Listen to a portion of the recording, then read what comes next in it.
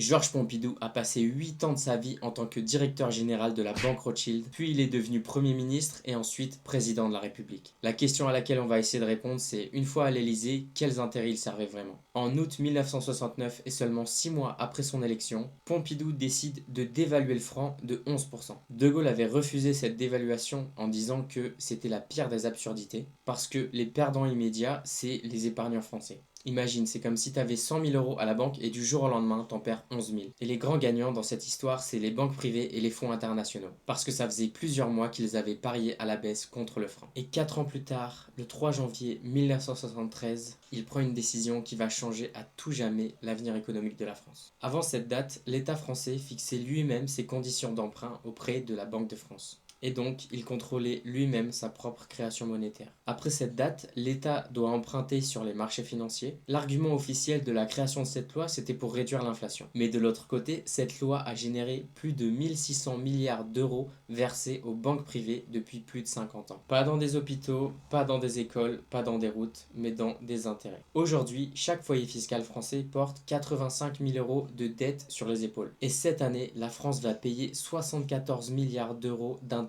devant la santé, devant l'éducation et devant la défense. Deux décisions mais le même schéma. Les épargnants français perdent mais les financiers gagnent. Coïncidence ou conflit d'intérêts, à toi de trancher. Mais ce qui est sûr, c'est que 50 ans plus tard, un autre banquier de chez Rothschild a suivi exactement le même chemin. Il s'appelle Emmanuel Macron et ce sera sur lui que portera le dernier épisode de cette série. Le système est pourri et malheureusement on ne pourra pas le changer. Mais si tu veux apprendre comment l'utiliser à ton avantage, abonne-toi. Dans la prochaine vidéo, on va parler du président Valéry Giscard d'Estaing, l'homme qui a achevé le travail de Pompidou et détruit le pouvoir d'achat des Français.